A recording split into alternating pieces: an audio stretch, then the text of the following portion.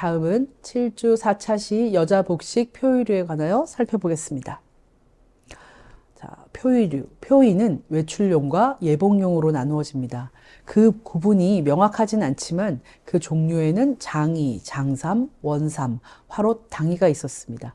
장의는 여성용의 쓰개로 널리 알려져 있는데 18세기 전까지는 요즘의 두루마기처럼 직접 몸에 착용하던 겉옷입니다. 그러니까 착용하다가 이렇게 쓰개로도 쓸 수 있는 것이죠.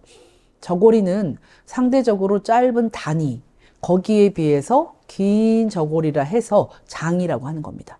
그래서 저고리보다 긴 옷, 긴 겉옷이 되면서 포의 역할을 하였습니다. 그러다가 18세기 이후부터 원래처럼 입기도 하다가 새롭게 머리에 쓰기도 하는 옷이 되었습니다. 애초에 소매가 달려있는 이유가 원래는 직접 몸에 착용하던 옷이기 때문입니다. 그런데 이걸 쓰개로 쓸 때는 구조상 안에 어떤 그 부분을 좀 달리 하는데요. 그러니까 쓰는 거는 머리에 이렇게 닿지 않습니까? 그러다 보니 그 부분에는 한지를 댑니다.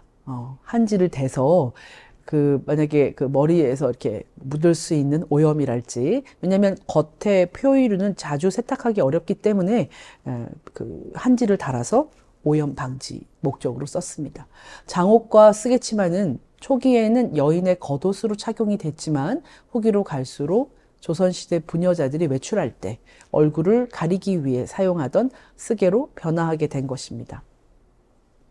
또한 원삼과 화롯은 원래는 그 상류층의 의복이었죠. 그렇지만 서민들의 혼례 시에 사용이 허가되었습니다. 궁중복식에서 설명한 원삼과 화롯에서처럼 원삼은 초록 원삼만을 사용할 수 있었습니다. 당의는 또한 방가에서 소래복으로 착용을 했지만 금방 무늬에 사용할 수 있는 것에서 차등을 두어 적용하였습니다. 예를 들어 방가녀의 문양에 봉황문은 절대 사용할 수 없는 것입니다. 주로 화문 꽃문양을 사용해야 하는 엄격한 기준이 있었습니다.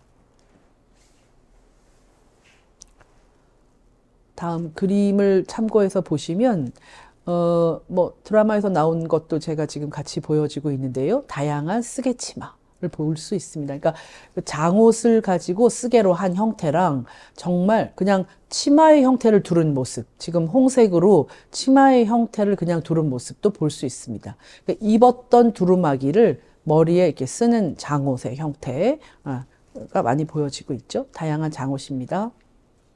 조선시대 다양한 여인들의 표의류를 살펴보았습니다.